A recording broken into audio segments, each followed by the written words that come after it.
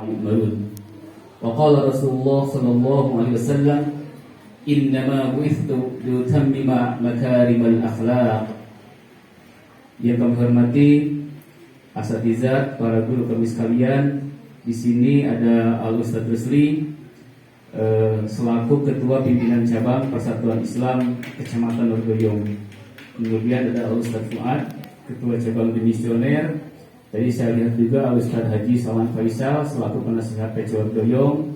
Kemudian guru kami tercinta ada Al Ustadz Hasanuddin Arif, SPDI, selaku Kepala Madrasah Aliyah Persatuan Islam 68 Kota Sukabumi.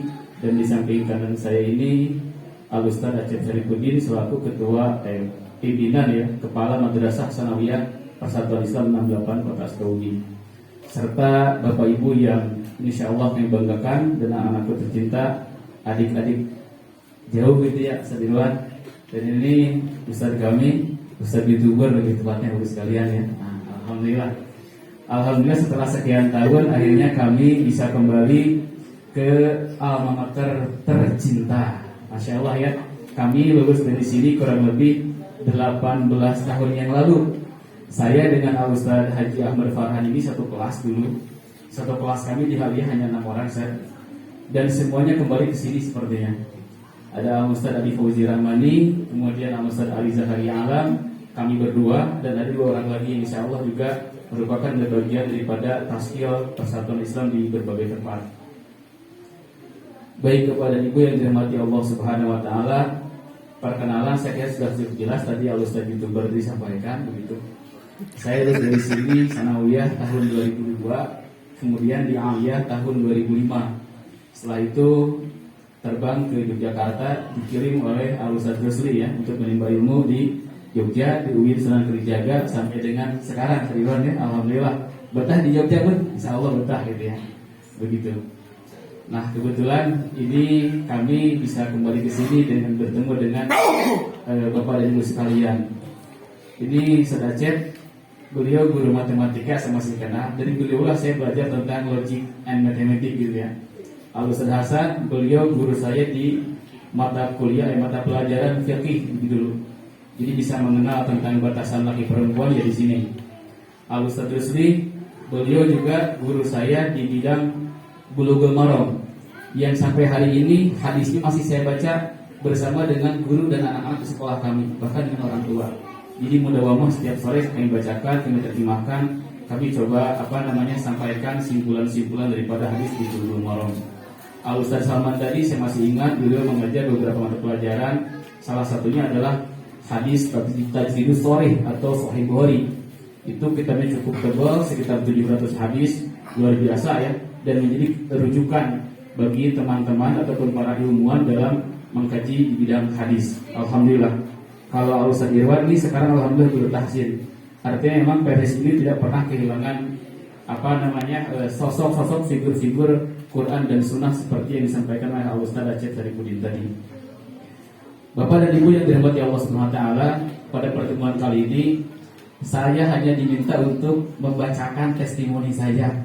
Jadi mungkin summary ya, kesimpulan saya selama menimba ilmu, belajar dengan para asatizat di sini kurang lebih sekitar 6 tahun. Rasanya tidak mungkin kalau disampaikan dalam waktu 15 menit Bapak sekalian ya. Kalau 15 jam mungkin bisa gitu ya. Nah, baik, tapi memang ini mungkin salah satu mengamalkan dari balighu anni walau ayat. Sampaikanlah dari ajaran kebaikan, keteladanan Rasulullah walaupun 1 ayat. Kalau kata Ustadz Farhan itu, ayatan itu artinya tanda, ada alamah gitu ya. Tanda itu ada dimensi esoteris, keimanan ketakwaan, ada eksoteris, kemanusiaan. Nah ini saya kira untuk unsur kemanusiaannya saya sampaikan hari ini. Nanti yang berkaitan dengan keimanan ketakwaan dibahas oleh Al Ustadz Farhan begitu. Kemudian tanda itu dalam lisanul Sunda atau lisanul Arab gitu ya, ada yang sifatnya tuntunan, ada yang sifatnya tontonan. Kalau tuntunan tentu yang disampaikan oleh para asatidz tiap hari di sekolah itu tuntunan. Nah kalau kami berdua hari ini insidental itu mungkin namanya tontonan. Nah kalau tontonan yang berkualitas silahkan nanti Bapak Ibu jadikan template dalam mendidik anak-anak tercintanya begitu. Oke ya. Kemudian ya kalau saya rasakan Bapak Ibu sekalian, ini testimoni yang singkat saja. Ada beberapa hal yang bisa saya nikmati selama menimba ilmu di sini. Salah satunya tadi Al-Ustaz YouTuber menyampaikan bisa menulis buku wasilahnya dipakai, itu betul sekali. Dulu saya masih ingat sekira tahun 2002 kalau tidak salah begitu, MTS MA itu kebagian namanya jatah pembagian, ya kira-kira begitulah jatah gitu ya di pemerintah, buku-buku saja. Kemudian waktu itu masih ada Al-Ustaz Atep Musaddad. Nah Al-Ustaz Atep kemudian pindahkan gitu kan. Kita bingung kan, kok dipindahin padahal di lantai 2 itu enak, nyaman, tempatnya kantor lama yang dulu ya. Akhirnya dipindahkan ke sebuah ruangan kecil saja di lantai 1 itu, kotor ruangannya. Saya bilang Ustaz Salman waktu itu pembinaan kesiswaan, Ustaz minta uang buat sabun gitu kan. Ustaz Salman waktu itu masih bujangan Ustaz Salmannya, ngasih uang langsung. Saya, Ustaz Farhan, kalau masih ingat, Ustaz Adi dan lain sebagainya membersihkan ruangan itu. Dan rupanya dari sekian kardus yang kami buka, Bapak Ibu sekalian, di situ banyak buku-buku cerita atau novel ya, banyakkan. Novel-novel generasi awal bahkan. Ada bukunya misalkan Sultan Takdir Ali Syahbada, Motin Gubuse, N. Hadini ya, dan beberapa penulis lawas ya. Sampai kemudian ada bukunya Pramudia juga. Buku itu Bapak Ibu sekalian, karena kebetulan kami juga terlahir dari kaum ekonomi sulit atau elit gitu kan, jarang punya uang jajan. Maka selepas kami jajan yang tak seberapa itu, akhirnya mampir ke perpustakaan kecil itu Bapak Ibu sekalian. Di perpustakaan itulah saya habiskan waktu selama jam istirahat, selama kurang lebih 3-4 tahun begitu. Dan tahu gak Bapak Ibu sekarang, itu setelah saya baca buku-buku tersebut, ternyata buku-buku tersebut kalau kita jalan ke Gramedia sekarang harganya di atas 200 ribuan set. Termasuk bukunya Multatuli gitu ya, ya tentang Lampuki, banyak novel-novel lawas itu mahal sekali. Saya bersyukur dulu pernah menghabiskan membaca buku tersebut di sini. Dan wasilah itulah kemudian kosakata literasi saya bertambah, dan saya bercita-cita ingin seperti para penulis hebat itu, salah satunya gitu ya. Dan akhirnya beberapa tahun kemudian bisa diwujudkan dengan menulis berbagai jenis buku. Bahkan tidak hanya buku yang berkaitan dengan novel saja, ya buku-buku teori yang berkaitan dengan pembelajaran. Kemudian sekarang juga mencoba untuk menulis beberapa jurnal ataupun artikel sebagai salah satu bagian dari proses untuk menjadi seorang dosen yang bisa memiliki kualitas yang mumpuni, ya begitu. Itu semuanya diraih di sekolah ini. Kemudian itu dari sisi sejarahnya sedikit saja ya. Kalau yang lain-lain banyak sekali. Saya belajar pertama kali megang mic gak tegang di sini Bun. Di mana, di Masjid At-Tadumun gitu ya. Belajar menjadi MC, belajar istinbat, belajar ceramah dan sebagainya. Jadi kalau sekarang suruh ceramah 3 jam bisa Allah kuat. Kecuali di sini, karena di sini ada para guru kami tercinta. Nah, malu Bun ya. Jadi kita hanya menjelaskan sama dirinya saja. Nah, yang pertama Bapak Ibu sekalian, kelebihan menyekolahkan sekolah di sini tadi disampaikan oleh Al-Ustaz Acep ya, Ustaz Hasan juga sama. Kelasnya kecil. Di wilayah kami dulu hanya 6 orang. Kelas 1 mungkin ada 8 orang sebaran ya. Dulu itu yang 2 ada perempuan, akhirnya keluar. Nah, kalau 1 orang keluar lagi karena mungkin gak kuat dengan kami yang berenam itu ya. Nah, yang kedua adalah waktu belajar cukup lama. Kita dulu belajar jam 7.15 saja sampai dengan jam 14.00. Itu luar biasa. Yang ketiga, biaya terjangkau. Tadi disebutkan bahkan ada beasiswa sekarang ya. Kalau saya dulu setelah keluar dari sini nunggak 9 bulan. Ini saya ceritain gak apa Bun ya, untuk motivasi saja. Tapi alhamdulillah saya bisa bayar setelah saya waktu kuliah S1 itu dapat beasiswa dari Kementerian Agama sama kementerian tertentu yang jumlahnya lebih besar daripada biaya kuliah sejuruan. Jadi kuliah murah akhirnya. Kuliahnya 300 ribu, biasanya 5 juta gitu ya. Jadi wah lumayan lah tuh, curahan gitu ya.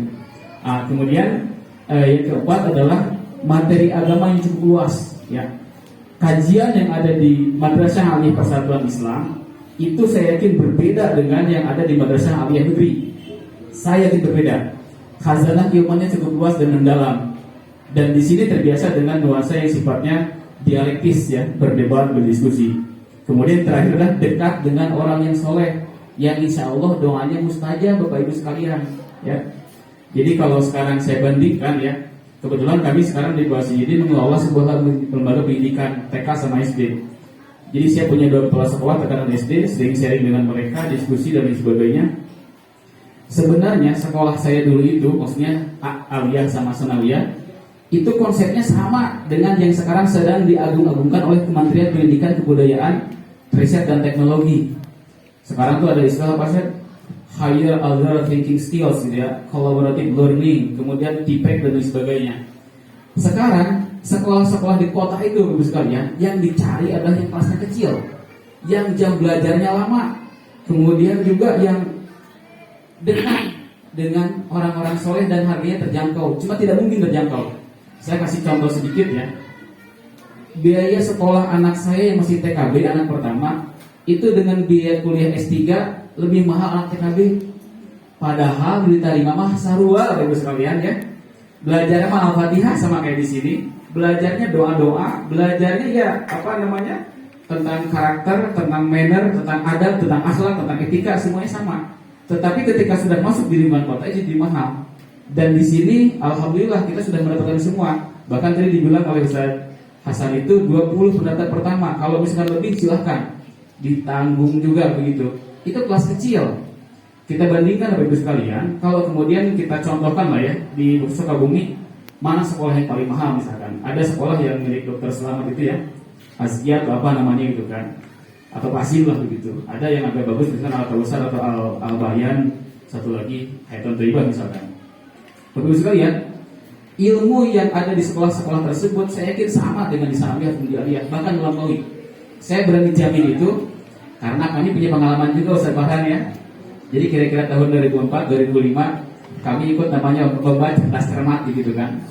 Kami awalnya pede ya, merasa inferior gitu ya, berangkat dari sebuah sekolah yang ya berseritas dan sebagainya dulu. Kalau sekarang sudah mewah saya yakin begitu.